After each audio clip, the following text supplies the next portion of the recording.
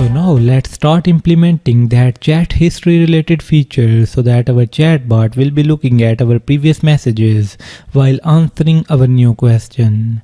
So to add that feature, what we actually need to do is to pass our previous questions and the answers of DeepSeek inside this messages list. So right now inside this list we are passing this first message, which is for setting the behavior of our chatbot, and later in the course we are also going to learn about it, that how by using or changing this message we can create custom chatbots. And after that we are just passing our new message. But now here, before passing our new question, we should include our previous question and the previous answer of DeepSeek as well. So in other words, we need to pass a dynamic list here which contain the history of messages we sent and also the answers of DeepSeek which he returned.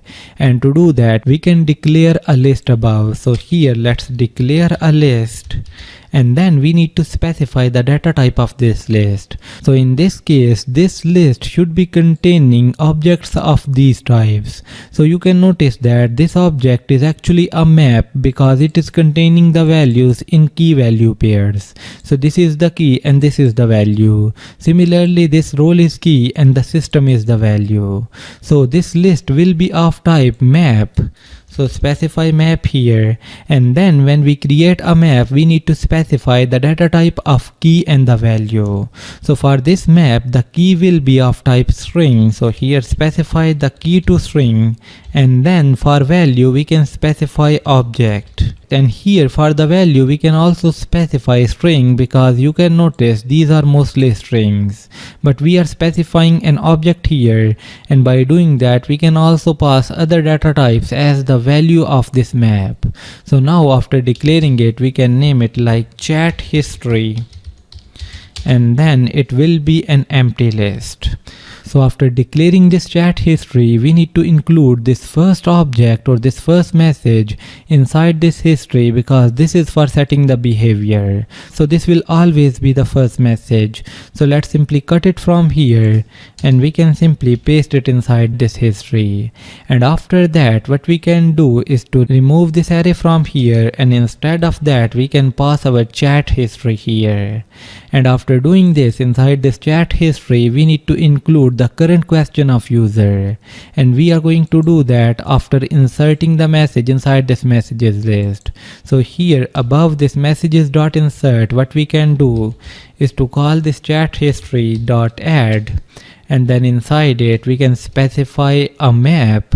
So in this map the first key will be role, and as this is a message which is being sent by us, so we will specify the role to user, and then to specify the value we are going to use the key to content, and there the value will be the text which user entered in the text field. So pass input text here, and that's it.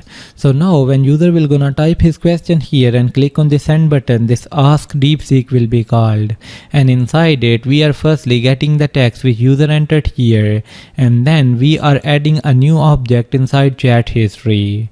So by default this chat history will gonna contain the first message, and after that the second message will be added, which is this one, and then we are passing this chat history here. So our question will be passed to DeepSeek and it will gonna return the answer.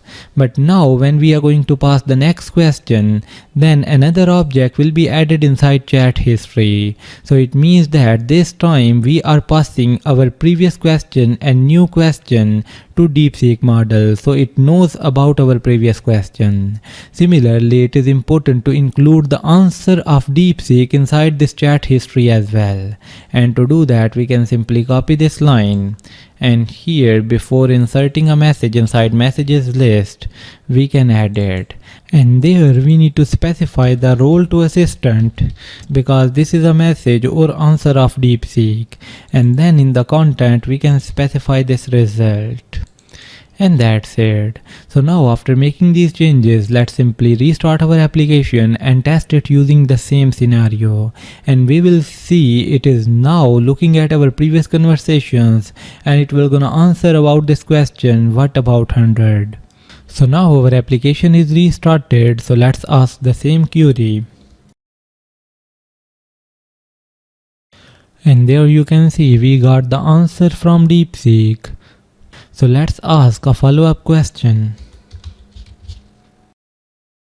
And there you can see we got the answer, and this time you can see the start. If you can only save 100 per month from 1000, that's 10% saving. So it means that this time our chatbot knows that we are talking about saving $100 from the $1000.